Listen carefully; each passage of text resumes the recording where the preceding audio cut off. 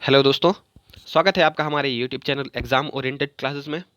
और इस वीडियो में हम डिस्कस करने जा रहे हैं 28 अप्रैल 2020 के इंपॉर्टेंट करंट अफेयर्स। तो दोस्तों, वीडियो शुरू करने से पहले अगर आप हमारे चैनल पर नए हैं तो हमारे चैनल को सब्सक्राइब ज़रूर करें। वीडियो को पूरा देखें, वीडियो पसंद आता है तो लाइक करें, कमेंट करें और दोस्तों के साथ शेयर भी करें। इस वीडियो की PDF डाउनलोड करने के लिए आप हमारे टेलीग्राम चैनल को ज्वाइन कर सकते हैं, जिसकी लिंक डिस्क्रिप्शन में दी हुई है।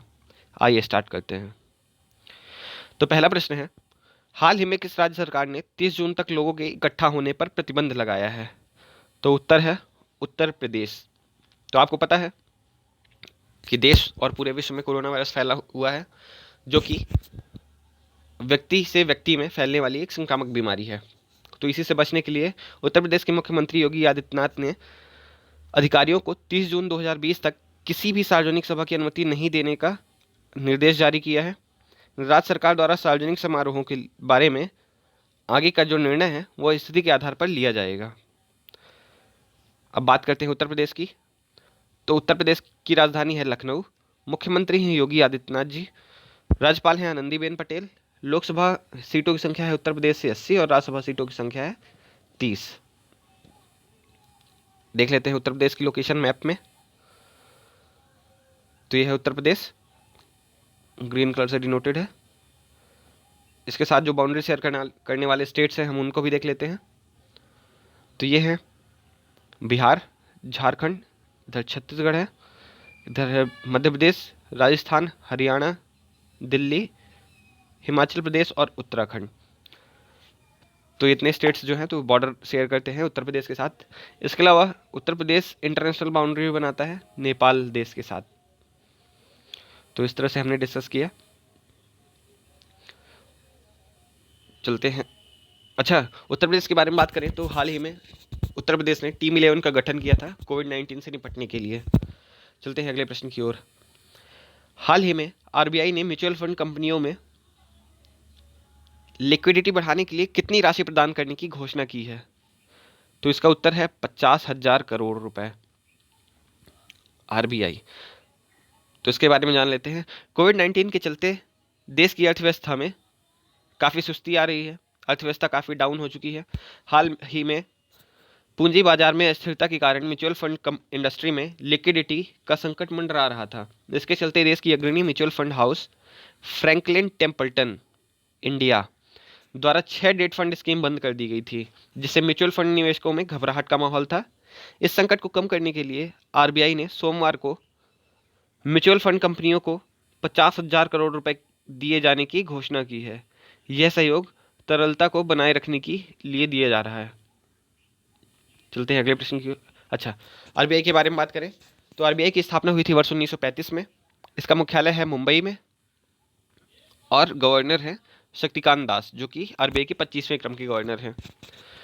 अच्छा, एक इंपॉर्टेंट चीज़ इसके बारे में कि RBI की जब स्थापना हुई थी तब उसका मुख्यालय था कहाँ? कोलकाता में। कोलकाता में। वर्तमान में मुंबई में है। इसके लिए एग्जाम में अधिकतर पूछा जाता है कि RBI के पहले गवर्नर कौन थे? तो इसका उत्तर है ऑसबॉर्न स्मिथ। RBI के पहले गवर्नर थे ऑसबॉर्न स्मिथ। और अगर पूछे कि RBI के पहले भारतीय गवर्नर कौन थे, तो इसका उत्तर है सर CD देशमुख। तो ये दोनों ही क्वेश्चन पूछे जाते हैं, इसको आपको याद रखना है। अच्छा, अगर बात करें कि RBI के 24वें गवर्नर कौन थे, तो शक्तिकांत दास से पहले उर्जित पटेल 24वें गवर्नर थे। और उनसे भी पहले 23वें गवर्नर कौन थे? तो 23वें गवर्नर थे रघुराम राजन। 23वें गवर्नर थे। अच्छा, रघुराम राजन के बारे में बात करें तो ये काफ़ी बड़े अर्थशास्त्री हैं, काफ़ी फेमस व्यक्ति हैं पूरे विश्व में। और इन्हें हाल ही में IMF की एक समिति बनी है, जो कि कोविड-19 से निपटने के लिए, जो विश्व भर में कोविड-19 के कारण जो विश्व भर में आर्थिक संकट मंडरा रहा है, उससे निपटने के लिए एक समिति बनी है IMF की। उसका मेंबर इन्हें चुना गया था, किसे? रघुराम राजन को, जो कि भारत के 23वें गवर्नर रह चुके हैं। चलते हैं अगले प्रश्न की ओर। हाल ही में किस राज्य सरकार ने महिलाओं के लिए जीवन शक्ति योजना शुरू की है? जीवन शक्ति योजना शुरू की है किस राज्य सरकार ने? तो उत्तर है मध्य प्रदेश। हाल ही में मध्य प्रदेश राज्य सरकार ने महिलाओं के लिए जीवन शक्ति योजना शुरू की है। इस योजना के तहत शहरी क्षेत्रों की महिलाएं घर पर मास्क बनाकर पैसे कमा सकती हैं। सरकार उन्हें प्रति मास्क 11 रुपये का भुगतान करेगी। अब इससे क्या होगा, इससे दो चीज़ें होंगी। जो घर पर बैठी हैं महिलाएं, उन्हें रोजगार भी मिलेगा, क्योंकि और कोई काम तो चल नहीं रहा है। तो लोगों में जो गरीब हैं उनमें गरीबी और भी बढ़ती जा रही है लॉकडाउन के कारण। और इसके अलावा जो मास्क की आपूर्ति है वो भी बढ़ेगी। महिलाओं द्वारा निर्मित मास्क मध्य प्रदेश सरकार द्वारा निर्धारित दर पर जिला स्तर पर खरीदे जाएंगे।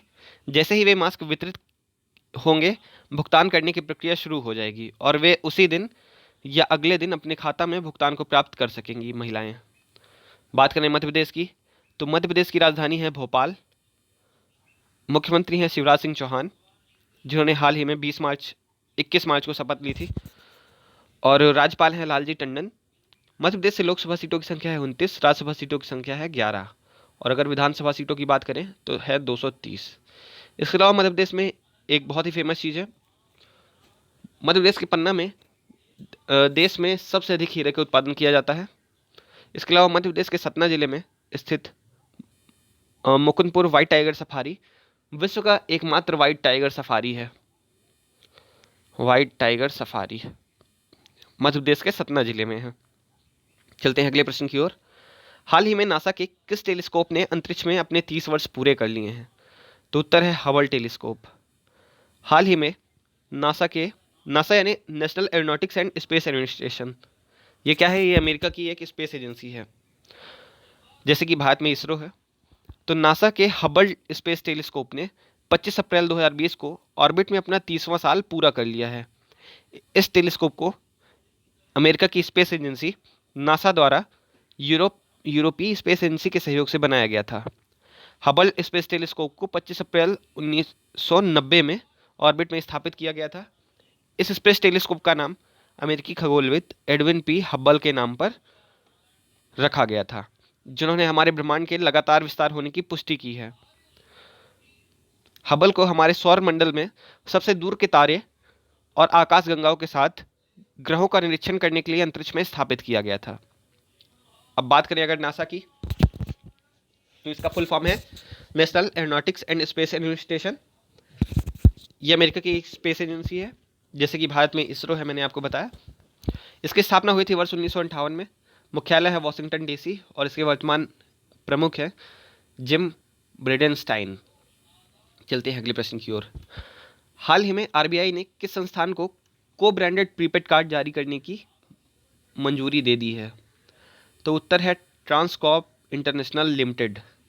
तो हाल ही में आरबीआई ने ट्रांसकॉर्प इंटरनेशनल लिमिटेड को ब्रांडेड प्रीपेड कार्ड जारी करने के लिए अपनी मंजूरी दे दी है। और इस स्वीकृति के साथ आरबीआई ने ट्रांसकॉर्प को प्रीपेड इंस्ट्रूमेंट के लिए को ब्रांडिंग व्यवस्था में प्रवेश करने की अनुमति दी है, जिसका उपयोग 35 लाख से अधिक स्टोर और ऑनलाइन गेटवे में किया जा सकता है। आरबीआई से अनुमोदन प्राप्त करने के बाद ट्रांसकॉर्प इंटरनेशनल लिमिटेड प्रीपेड इंस्ट्रूमेंट्स के लिए को ब्रांडिंग व्यवस्था में प्रवेश करने वाली के लिए स्वीकृति प्राप्त करने वाली पहली एनबीएफसी यानी पहली गैर बैंकिंग कंपनी में से एक बन गई है। बात करें ट्रांसकॉर्प इंटरनेशनल लिमिटेड की, तो इसके वर्तमान सीईओ हैं अमिताभ घोष। चलते हैं अगले प्रश्न की ओर। हाल ही में प्लाज्मा थेरेपी शुरू करने वाला देश का पहला सरकारी अस्पताल कौन सा बना है? तो इसका उत्तर है किंग जॉर्ज मेडिकल यूनिवर्सिटी यानी किंग जॉर्ज चिकित्सा विश्वविद्यालय, जो कि लखनऊ में स्थित है। तो लखनऊ का किंग जॉर्ज चिकित्सा विश्वविद्यालय केजीएमयू जिसे कहते हैं, तो कोविड-19 का इलाज के लिए प्लाज्मा थेरेपी सफलतापूर्वक शुरू करने वाला देश का पहला सरकारी अस्पताल बन गया है। अब बात करें अगर प्लाज्मा थेरेपी की, तो प्लाज्मा थेरेपी क्या होता है इसे मैं आपको समझाता हूँ। मान लीजिए दो व्यक्ति हैं, एक ए है एक बी है। ए जो है तो कोरोना वायरस से संक्रमित था और इसका इलाज सफलतापूर्वक किया जा चुका है। तो इलाज क्यों सफल हुआ? क्योंकि इसके बॉडी में, इसके शरीर में जो ब्लड है उसमें कुछ एंटीबॉडीज़ का निर्माण हुआ है जो कि कोरोना वायरस से लड़ने में सक्षम थी, और जिसके कारण ए जो है तो पूरी तरह ठीक हो चुका है कोरोना वायरस से। अब बी नया व्यक्ति है जो कि कोरोना वायरस से संक्रमित होता है। तो ए के शरीर की जो एंटीबॉडीज़ थी ए के ब्लड के प्लाज्मा में जो एंटीबॉडीज़ थी उन्हें बी के शरीर के ब्लड में इंसर्ट करवाया जाएगा। इससे बी के शरीर की भी जो इम्यूनिटी है वो भी बढ़ेगी उस रोग के प्रति, और बी का भी इलाज संभव हो सकेगा, बी जल्दी ठीक हो सकेगा। तो ये था। अब बात करें अगर उत्तर प्रदेश की, तो राजधानी है लखनऊ, मुख्यमंत्री हैं योगी आदित्यनाथ। राजधानी लखनऊ, मुख्यमंत्री हैं योगी आदित्यनाथ। राज्यपाल हैं आनंदीबेन पटेल। लोकसभा सीटों की संख्या है 80 और राज्यसभा सीटों की संख्या है 31, जो कि देश में सर्वाधिक है। चलते हैं अगले प्रश्न की ओर। हाल ही में उड़ीसा के किस जाने माने नाटककार और लेखक का निधन हो गया है? तो उत्तर है विजय मिश्रा। ये दोनों एक ही व्यक्ति की फोटो है, आप देख सकते हैं कि यह है विजय मिश्रा जी। प्रख्यात ओडिया नाटककार और पटकथा लेखक विजय मिश्रा का हाल ही में निधन हो गया है। उन्होंने लगभग 60 नाटकों, 55 फिल्मों और 60 टीवी धारावाहिकों की पटकथाओं का लेखन किया था। उन्हें ओडिशा साहित्य अकादमी से सम्मानित किया जा चुका था एवं 2013 में उनकी पुस्तक वानप्रस्थ के लिए केंद्र संगीत नाटक अकादमी पुरस्कार से भी सम्मानित किया जा चुका है। किस पुस्तक के लिए? तो वानप्रस्थ के लिए। किसकी पुस्तक है? तो विजय मिश्रा जी की। इनका हाल ही में निधन हो गया है। चलते हैं अगले प्रश्न की ओर। हाल ही में जेम्स एम बेक्स का निधन हो गया है, वह कौन थे? तो उत्तर है नासा के 6वें प्रशासक। तो हाल ही में जेम्स एम बेक्स का 94 साल की उम्र में निधन हो गया है। वह नासा के 6वें प्रशासक थे। मैंने आपको नासा का फुल फॉर्म बताया, national aeronautics and space administration. कभी कभी ये फुल फॉर्म ही एग्जाम में पूछ लिया जाता है। तो जेम्स एम बेक्स ने जुलाई 1981 से दिसंबर 1985 तक एजेंसी के शीर्ष पदों पर काम किया था। किस एजेंसी के? नासा के। नासा ने बेक्स के कार्यकाल के दौरान 20 अंतरिक्ष यान मिशन सफलतापूर्वक पूरे किए थे। चलते हैं अगले प्रश्न की ओर। अच्छा, नासा के अभी प्रशासक कौन है? तो जिम ब्रिडेनस्टाइन। चलते हैं अगले प्रश्न की ओर। 9वां प्रश्न है, किस देश की नौसेना ने 25 अप्रैल 2020 को उत्तरी अरब सागर में पोतरोधी मिसाइलों का सफल परीक्षण किया? तो उत्तर है पाकिस्तान। आप देख रहे हैं कि पूरे विश्व में महामारी जहां फैली हुई कोविड-19, वहां इसी के बीच में ईरान ने अपना पहला सैन्य उपग्रह लॉन्च किया था जिसका नाम था नूर। और इसी तरह पाकिस्तान भी अरब सागर में पोतरोधी मिसाइलों का सफल परीक्षण कर चुका है 25 अप्रैल को। ऐसा उनके ट्विटर अकाउंट से पता चला, गवर्नमेंट ऑफ पाकिस्तान के। देख लेते हैं ट्विटर अकाउंट में क्या था। पाकिस्तान के ट्विटर अकाउंट में ये ट्वीट किया गया कि Pakistan navy has successfully demonstrated anti ship missile firing in North Arabian Sea. Chief of the naval staff admiral Zafar Mahmood Abbasi, यानी ये भी आपको ध्यान देना है कि Zafar Mahmood Abbasi chief of naval staff हैं पाकिस्तान के। So he witnessed the missile fire. The anti ship missile were fired at the sea level by warships and aircrafts, ऐसा नेवी के स्पोक्स पर्सन ने बताया। तो हिंदी में बात करें तो पाकिस्तान की नौसेना ने उत्तर अरब सागर में कई एंटी-शिप मिसाइलें टेस्ट फायर की। मिसाइलें सरफेस शिप, फिक्स्ड और रोटरी विंग एयरक्राफ्ट से फायर की गई। पाकिस्तान ने इन मिसाइलों का परीक्षण तब किया जब पूरी दुनिया कोरोना वायरस से जंग लड़ रही है, और ये कोरोना वायरस चीन के वुहान शहर से फैला था और पाकिस्तान भी इसकी चपेट में है। चलते हैं अगले प्रश्न की ओर। अच्छा, पाकिस्तान के प्रधानमंत्री वर्तमान में कौन है? तो पाकिस्तान के प्रधानमंत्री हैं इरफान खान। चलते हैं 10वां प्रश्न देख लेते हैं। तो हाल ही में किस राज्य सरकार ने कोविड-19 महामारी का मुकाबला करने के लिए आप्त मित्र हेल्पलाइन और मोबाइल एप्लीकेशन लॉन्च किया है? तो उत्तर है कर्नाटक। तो Karnataka government launches Apta Mitra helpline and app to fight कोविड-19। हाल ही में कर्नाटक गवर्नमेंट ने आप्त मित्र हेल्पलाइन और मोबाइल ऐप लॉन्च किया है कोविड-19 से निपटने के लिए। इस हेल्पलाइन और एप्लीकेशन का उद्देश्य ज़रूरतमंद लोगों को आवश्यक परामर्श और मार्गदर्शन प्रदान करना है। यह हेल्पलाइन सुबह 8 बजे से रात 8 बजे तक चालू रहेगी। इसके लिए बेंगलुरु में 4 केंद्र और मैसूर तथा मंगलौर में 6 हेल्पलाइन केंद्र स्थापित किए जा रहे हैं। जब किसी व्यक्ति में कोविड-19 के लक्षण होते हैं तो वह आप्त मित्र के हेल्पलाइन नंबर पर कॉल कर सकता है, जिसके पश्चात उन्हें लक्षणों के आधार पर डॉक्टरों की एक विशेष टीम जो है तो सलाह देगी कि किस तरह से उनका उपचार किया जा सके या क्या है उनकी स्थिति, क्या वे सही में कोरोना वायरस से पीड़ित है। तो इस तरह से तो दोस्तों आज के हमने 10 इंपॉर्टेंट करंट अफेयर्स पूरे कर लिए हैं। आपने वीडियो को पूरा पूरा देखा, इसके लिए बहुत बहुत धन्यवाद। हमारे साथ बने रहें। चैनल, अगर आप चैनल पर नए हैं तो चैनल को सब्सक्राइब ज़रूर करें। अगर आपको वीडियो का कोई पार्ट पसंद नहीं आया है तो प्लीज़ कमेंट करके ज़रूर बताएं ताकि हम अपने आप को इम्प्रूव कर सकें। Thank you so much.